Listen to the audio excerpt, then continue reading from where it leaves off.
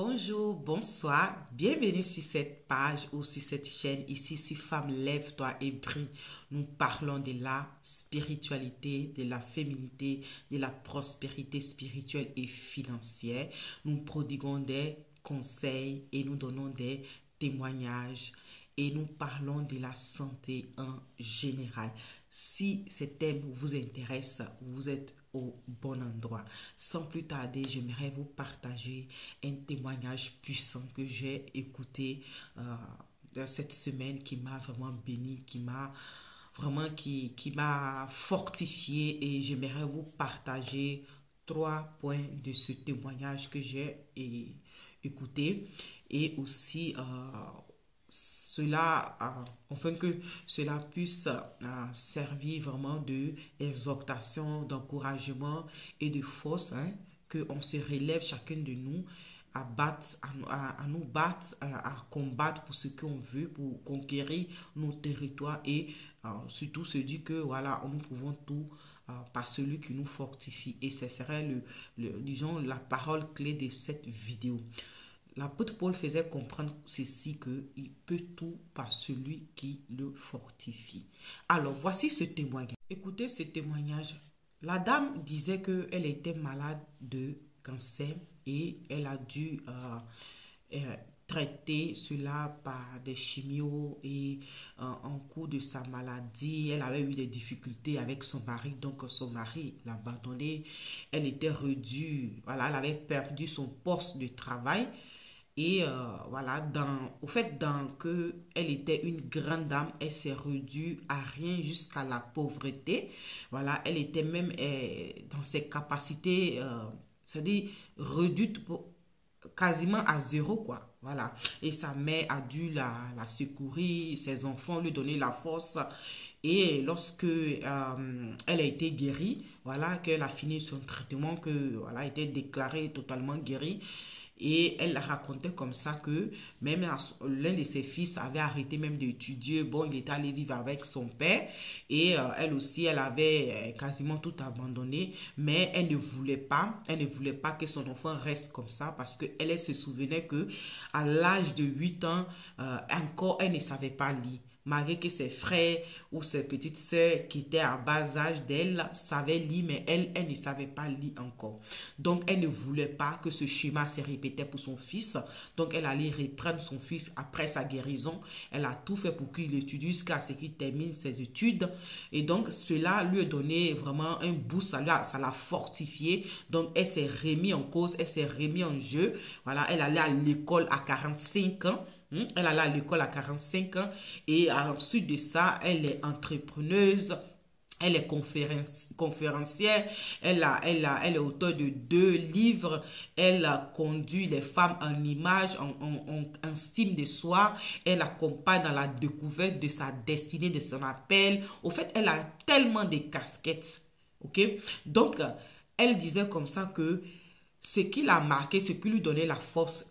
Voici ces 3 paroles ou ces 3 clés dans cette vidéo que j'aimerais vous partager. Ce qui lui donnait la force d'aller en avant, c'était ces bibliques qu'elle avait elle méditait, qu'elle s'appropriait de ces paroles. La première parole, elle disait que le passage où Jésus disait au Père, je ne sais pas si vous vous souvenez, il y avait un père qui avait envoyé son fils qui était lunatique, que les disciples n'ont pas pu soigner, n'ont pas pu guérir, mais Jésus a dit au père qu'il allait guérir. Mais le père, tellement qu'il était dans le désespoir, il a demandé à Jésus, si tu peux faire quelque chose, fais-le. Jésus dit, si je peux, tout est possible à celui qui croit. Donc, elle dit cette parole-là, elle a déclaré cette parole, elle s'est appropriée cette parole, tout est possible à celui qui croit. Donc, le premier point ici, ce que je vais vous faire comprendre ici, c'est la détermination de comprendre ce que nous voulons faire et aller conquérir notre héritage. Parce que tout est possible. Nous pouvons tout. La Bible aussi nous fait comprendre ceci, que avec Dieu, nous faisons des exploits. Donc, elle a fait l'espoir c'est-à-dire guérir de sa maladie par la grâce de Dieu. Mais en plus, elle s'est remise en jeu.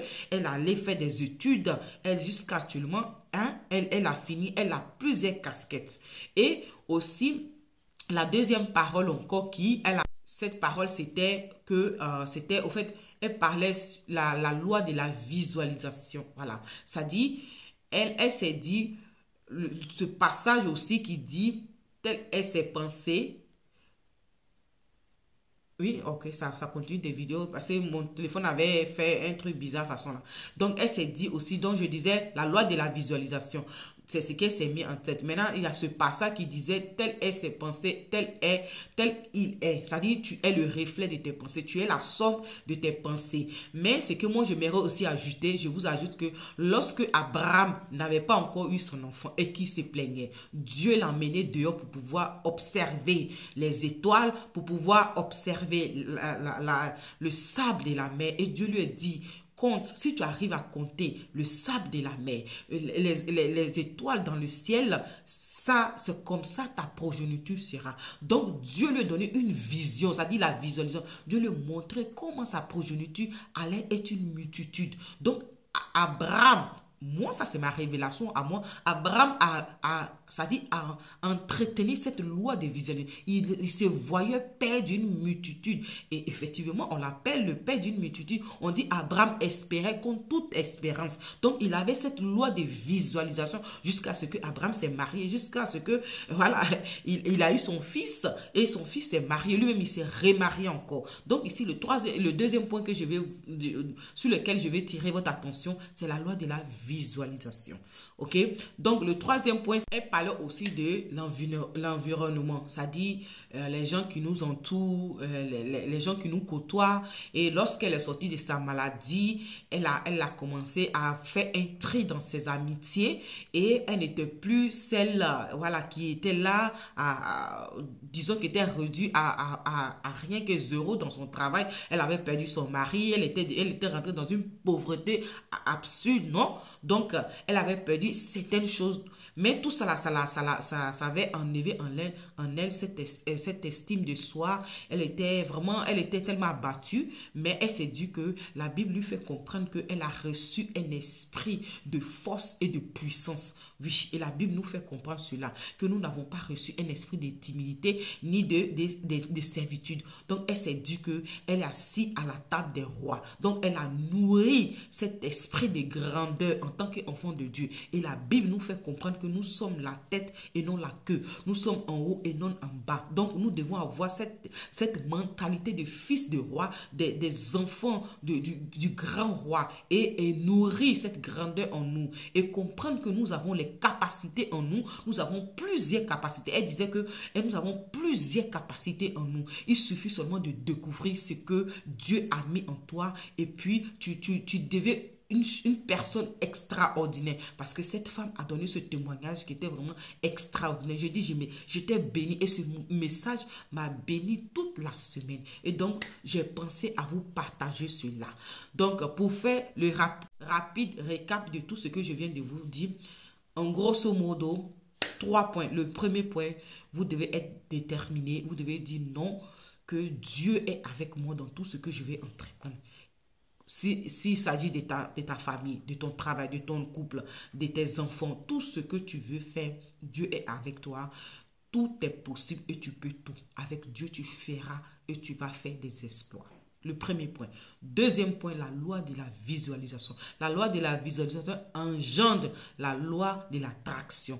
Tu dois voir, tant que tu n'as pas cette visualisation de ce que tu es spirituellement, tu peux pas le manifester. Mais si tu as cette vision que Dieu t'appelle à des grandes choses, ton âme, ton corps se prépare à des grandes choses et tu te visualises dans 5 ans, qu'est-ce que tu peux faire, qu'est-ce que tu peux réaliser. Et c'est comme ça que tu vas nourrir cet exploit qui va t'amener à faire des exploits et des choses extraordinaires. Et ça, c'est le deuxième point. Maintenant, le troisième point, c'est que nous ne devons pas avoir peur, nous ne devons pas être timides, nous ne devons pas être dans cet esprit de servitude, mais nous avons reçu un esprit de force, de sagesse et non d'intimidité et ni de servitude. Donc, vous êtes des enfants des rois et les enfants disons, de l'univers, voilà, vous êtes les enfants de Dieu, comprenez ceci. Donc c'était ce partage, soyez bénis et j'espère que ce message va vous fortifier. Sur ce, on se voit à la prochaine, bye bye, ciao ciao.